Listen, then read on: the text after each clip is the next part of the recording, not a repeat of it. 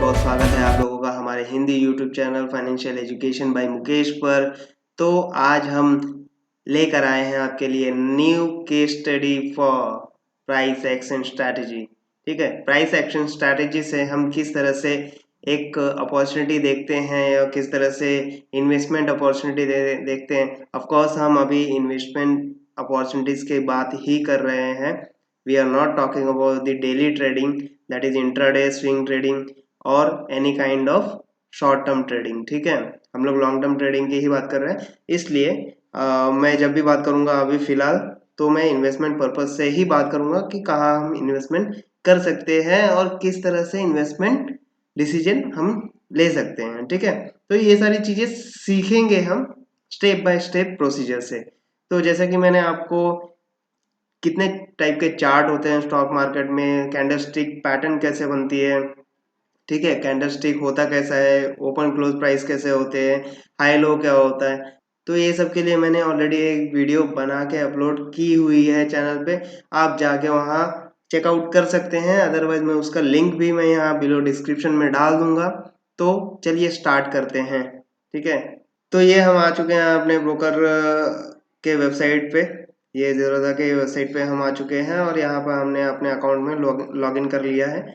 यहाँ पे हमने क्या किया है, अल्केम लेबोरेटरीज का चार्ट वन डे के टाइम फ्रेम में ओपन कर लिया। वन डे का टाइम फ्रेम मैं क्यों यूज़ करता हूँ, ये सबसे पहली बात है समझने वाली। तो वन डे का टाइम फ्रेम मैं जो यूज़ करता हूँ, मैंने जैसे कि आपको बताया था कि जो ये कैंडल होते हैं, ठीक है, ये जो कैंडल होते हैं ये वन डे के कैंडल्स फॉर्म हुए हैं। ठीक है, अगर मैं यहाँ पे एक घंटे का चार्ट ओपन करता हूँ तो ये एक घंटे के कैंडल्स मुझे दिखाएंगे। एक एक घंटे के जो कैंडल्स है ये सारे मुझे एक एक घंटे के कैंडल्स है। ठीक है, तो इसलिए एक एक घंटे के कैंडल दिखूंगा तो वो मुझे शॉर्ट टर्म ट्रेडिंग के लिए मे भी हो सकता है, इंट्राडे के लिए भी हेल्प करे। 5 मिनट 15 मिनट का जो चार्ट देखूंगा वो इंट्राडे के लिए यूज कर सकता हूँ। वन आवर का जो चार्ट है वो स्विंग ट्रेडिंग के लिए यूज कर सकता हूँ। तो ये that is the type of trading. ठीक है, वो स्टेप बाय स्टेप हम सीखेंगे। फिलहाल हम लॉन्ग टर्म इन्वेस्टमेंट के पर्सपेक्टिव से थोड़ा प्राइस एक्शन सीख रहे हैं। ठीक है, तो उस पर फोकस करते हैं। तो चलिए मैं यहाँ पे वन डे का चार्ट ओपन कर ले रहा हूँ। ठीक है, यहाँ पे मैं अपने वन डे के चार्ट पे आ चुका हूँ। हमें थोड़ा पास परफॉर्मेंस देखना है तो, और आगे ये कंपनी कैसे ग्रो करने वाली है वो सारी चीज़ें देखनी है। तो इसके लिए मैं स्टार्ट करता हूँ। जैसे कि मैंने आपको ऑलरेडी बताया कि प्राइस एक्शन में जो स्ट्रैटेजी हम यूज़ करते हैं, ठीक है, प्राइस एक्शन स्ट्रैटेजी जब यूज़ करते हैं तो सबसे पहला काम क्या होता है, सारे जो सपोर्ट रेजिस्टेंस हैं, ठीक है, और ट्रेंड लाइंस हैं वो सारे हम ड्रॉ करेंगे। तो स्टेप बाय स्टेप एक्चुअली क्या है कि मैं वीडियो को स्टार्ट करने के पहले ही मैं सारे ड्रॉ करके रख सकता था और डायरेक्टली आपको आके एक्सप्लेन कर सकता था।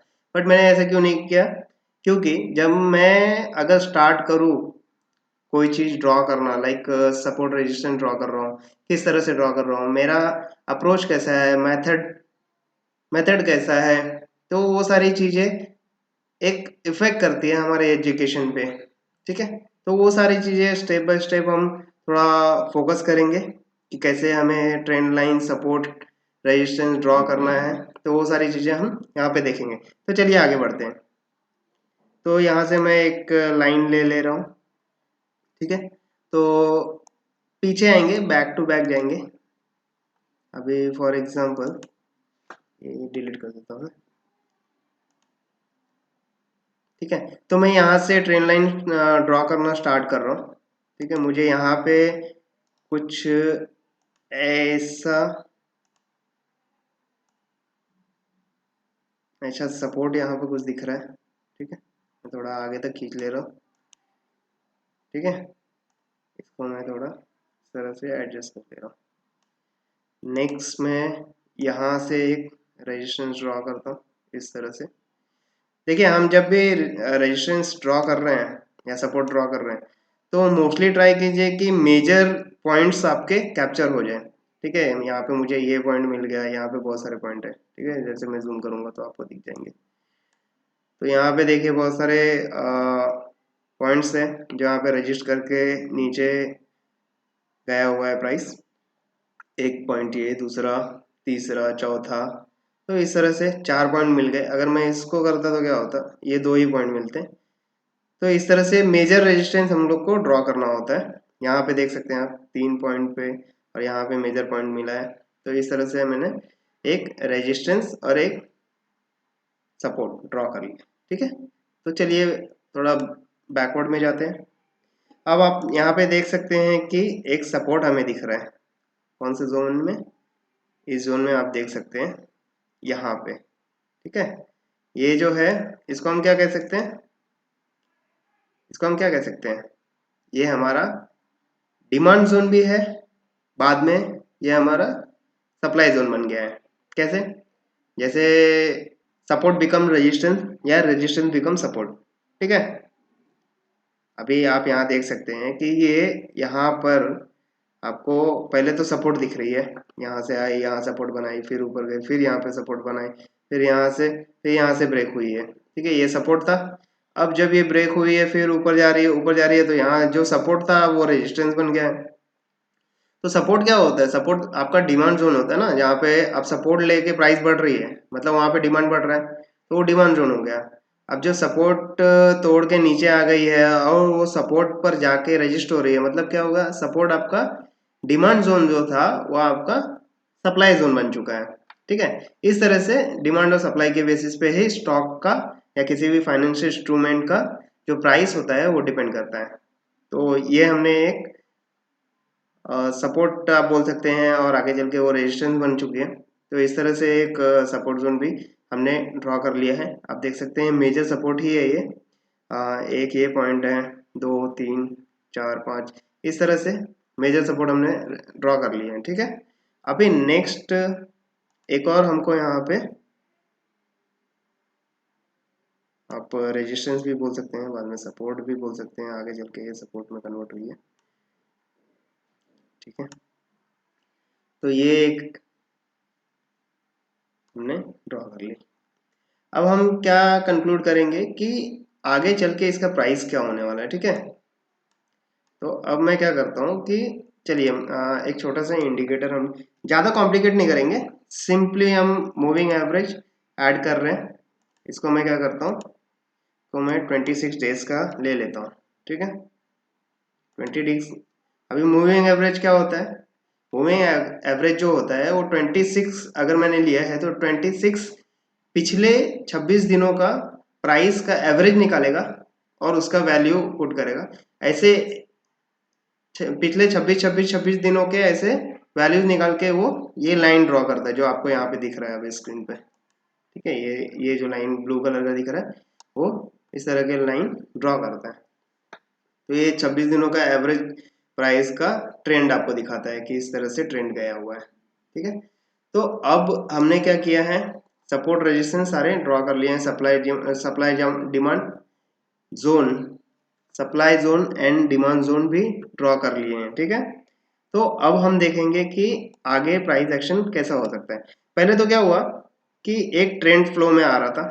ठीक है, मार्केट अप जा रहा था।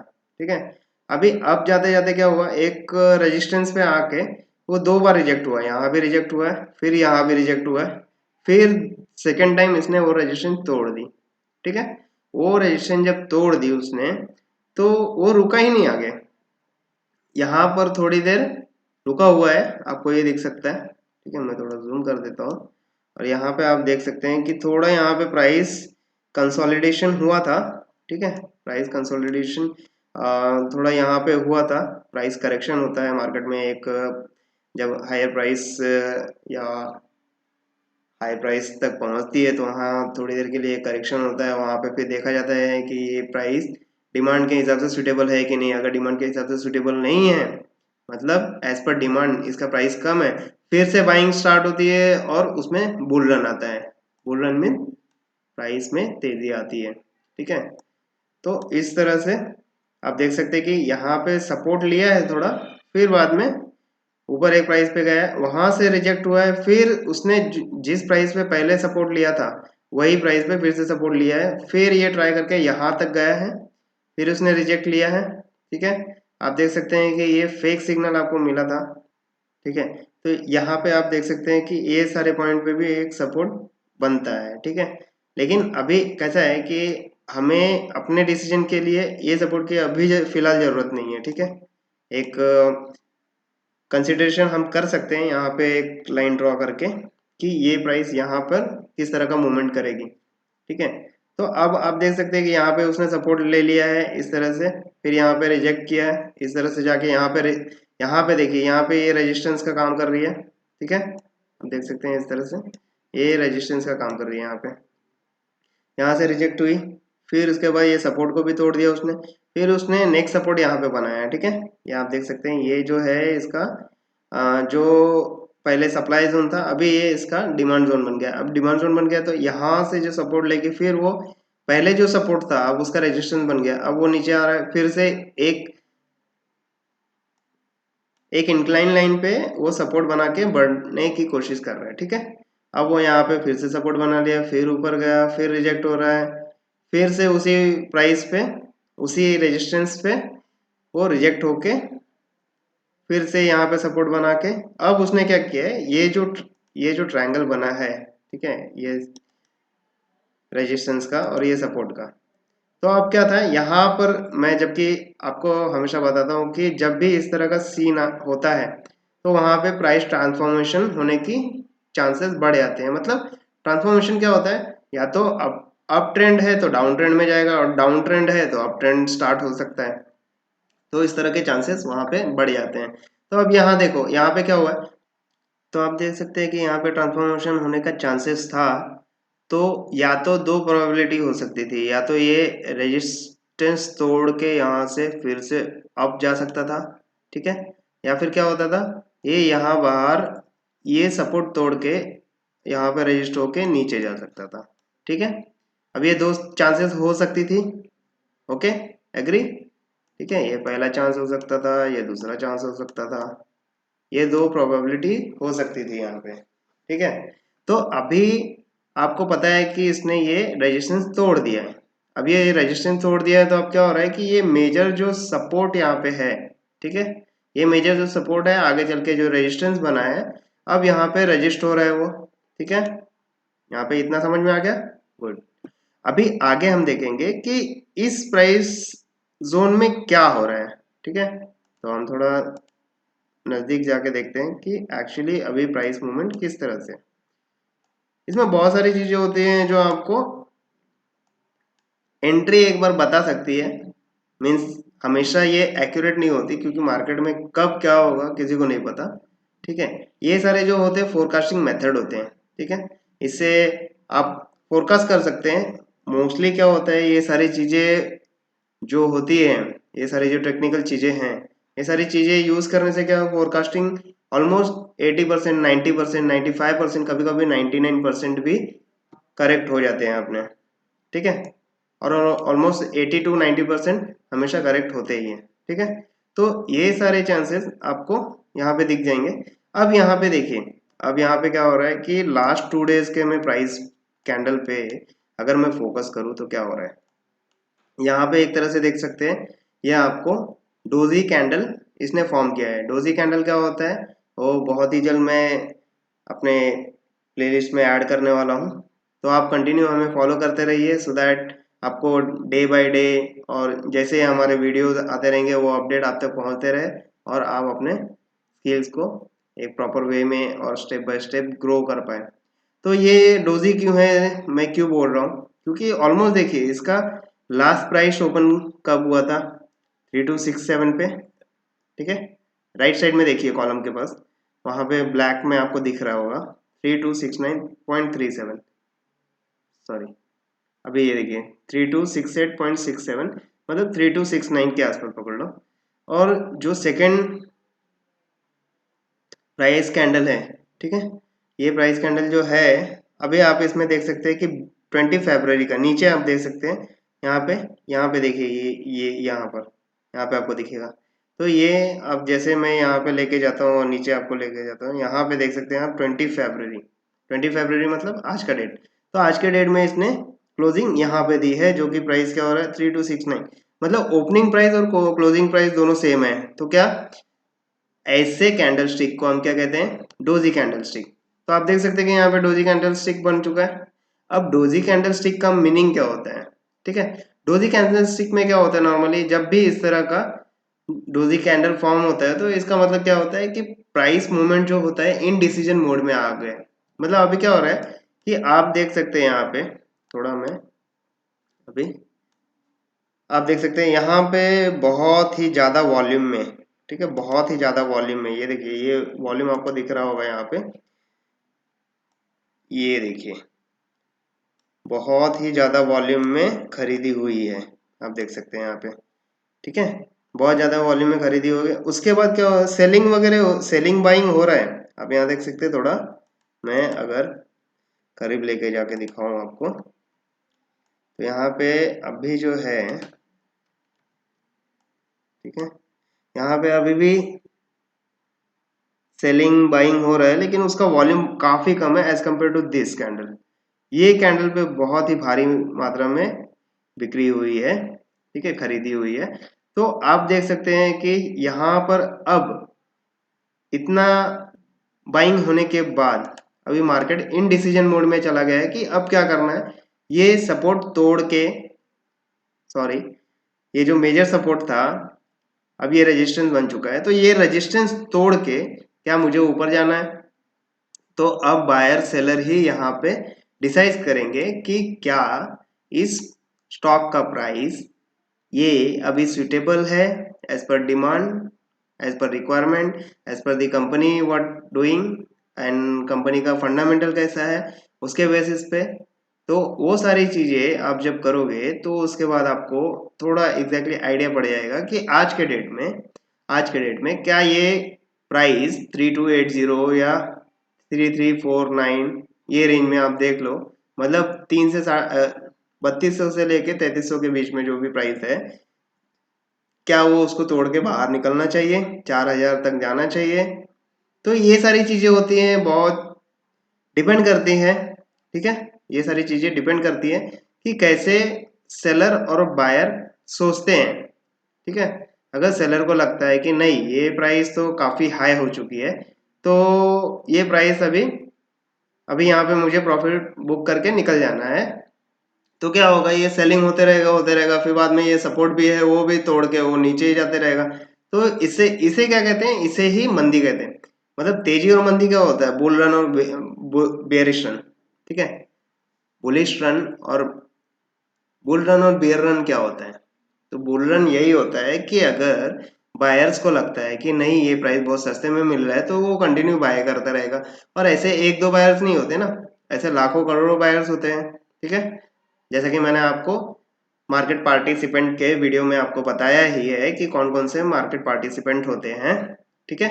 रिटेल इन्वेस्टर, फॉरेन इन्वेस्टर्स, ठीक है, foreign institutional investors, domestic institutional investors, और अपने जो एएमसीज होते हैं, एसेट मैनेजमेंट कंपनी। तो तरह तरह की और तरह तरह की फाइनेंशियल इंस्टीट्यूशंस होती है। तो ये सारे लोग आके जब इस पे फोकस करते हैं कि नहीं भैया ये फंडामेंटली बहुत ही स्ट्रांग कंपनी है, तो हमें यहाँ पे और बाय करना है, ठीक है। इतना बाय होने के बाद भी ये वॉल्यूम देखते रहे, ये इतना वॉल्यूम जनरेट होने के बाद भी लोग आएंगे यहाँ पे बाइंग करेंगे, तो ये इसमें तेजी आ जाएगी स्टॉक में। तो आपको सिर्फ नजर बनाए रखना है कि जैसे ये स्टॉक इस रेजिस्टेंस को तोड़ती है तो आपको ये प्राइस अच्छा मूवमेंट करेगी। तो ये सारी चीजें होती है, फोरकास्टिंग हम कर सकते हैं कि ये स्टॉक इस तरह से मूवमेंट करने वाली है, और उसके बेसिस पे लॉन्ग टर्म में, ठीक है। ऐसा है कि ये वन डे का चार्ट है, तो नेक्स्ट कैंडल फॉर्म होगी मे बी इधर ही हो, ऐसे चार पाँच छः कैंडल फॉर्म हो तो यहीं पे यही रेंज में हो। तो अभी क्या होगा, पाँच छः कैंडल फॉर्म हो गए, मतलब पाँच छः दिन निकल गए, ठीक है, पाँच छः दिन में आपको प्रॉफिट नहीं मिला। तो इनडायरेक्टली क्या हो रहा है कि मैं लॉन्ग टर्म की बात कर रहा हूँ। अगर आप यहाँ से यहाँ तक का प्राइस देखें और या फिर यहाँ से यहाँ तक का प्राइस देखें, तो ये आपको एक या दो दिन में नहीं मिली है। कहाँ कब मिली है, ये आप देख सकते हैं 22 मार्च 2021, और ये कब है, 24 सितंबर 2021, ठीक है। आप देख सकते हैं कि 6 महीने में आपको ये प्राइस मूवमेंट मिली है, ठीक है। तो ये लॉन्ग टर्म का बात होता है, 6 महीने में। या आप देख सकते हैं यहाँ से अगर देखना है 2019 की बात है, जुलाई 2019, अगर यहाँ आपने इन्वेस्ट किया होता और यहाँ पे आपने सेल किया होता है, यहाँ पे कितने में आपको मिल रहा था, 1600-1700 में मिल रहा है, यहाँ पे 4000 प्राइस चला गया है, ठीक है। तो 1600 में मिल रहा था, अब 4000 प्राइस चला गया, ऑलमोस्ट 2.5 गुना से भी ज़्यादा आपको रिटर्न्स मिल जाता। कितने साल में, 2021 और ये जून 2019, तो 2 साल में आपको रिटर्न्स इतना अच्छा मिल जाता, ठीक है। तो इसी तरह से लॉन्ग टर्म में अगर हम देखते हैं तो ये 2.5 गुना से भी ज़्यादा प्रॉफिट दे रहा है। अगर आप 6 महीने में देखते हैं तो 6 महीने में क्या हो रहा है कि लगभग 2600 का प्राइस है, 2500-2600 का प्राइस है, और आपको 4000 तक जा रहा है, तो ये उतना ज़्यादा डबल भी नहीं हो रहा है, ठीक है। तो इस तरह से लॉन्ग टर्म में अगर आप व्यू बनाते हैं अपना, अगर आप देखें कि इस यहाँ पे देख रहे हैं 1300 में आपको मिल रहा था जून 2016 में, 2016 में आपने इन्वेस्ट किया होता और 2021 के अक्टूबर तक आपको कितना मिलता, ठीक है। 3 से 4 गुना आपके पैसे हो जाते हैं। 16 से 21 मतलब 5 साल में ही, 5 साल में आपके पैसे 3 से 4 गुना हो जाते हैं। तो ये सारी चीज़ें क्या होती है, ये इन्वेस्टमेंट डिसीजन होता है हमारा कि किस तरह से कंपनी परफॉर्म कर रही है। ऑफकोर्स यहाँ से इतना अच्छा रिटर्न दिया है उन्होंने पिछले 5 सालों में, तो जैसे कि मैंने आपको मीथ एंड फैक्ट के वीडियो सेशन में भी बताया है कि जो पास्ट परफॉर्मेंस है वो फ्यूचर रिजल्ट्स की गारंटी नहीं देते हैं, ठीक है। तो ये गारंटी नहीं है कि अगले 5 साल में भी वो इसी तरह से परफॉर्म करेगा, बस ये एक फोरकास्टिंग होता है। ऐसा हम एज्यूम कर सकते हैं कि अरे भैया ये कंपनी अभी भी करंट डेज में अच्छा परफॉर्म कर रही है, अच्छे फाइनेंशियल फंडामेंटल्स हैं इसके, कंपनी के फंडामेंटल्स भी बहुत ही मैटर करते हैं, तो अच्छे फंडामेंटल्स भी हैं, और इस तरह से कंपनी डे बाय डे अच्छे डिसीजन ले रही है, ग्रो कर रही है, एक्सपांशन हो रहा है। तो इस तरह की चीज़ें अगर कंपनीज में हो रही हैं तो ऑफकोर्स आपको ये कंपनी अच्छा रिटर्न देगी। तो एक ये सिंपल केस स्टडी था जो हम पढ़ते हैं वो रियल वर्ल्ड में किस तरह से अप्लाई होते हैं, तो वो सारी चीज़ें देखने के लिए हमें इस तरह की केस स्टडीज लेनी पड़ती है, सो दैट एक प्रैक्टिस होता है कि किस तरह से हम अपना डिसीजन मेक करें, ठीक है। तो this is all about the education. As you grow with your skill you will definitely grow your money, ठीक है। तो सबसे पहले इम्पॉर्टेंट है कि आप पूरी तरह से एजुकेशन लीजिए, देन ओनली ऐसा सोचिए कि भाई अब मुझे ट्रेडिंग कर रहा है, अब मुझे इन्वेस्टमेंट करना है। आज के लिए इतना ही। Thank you so much.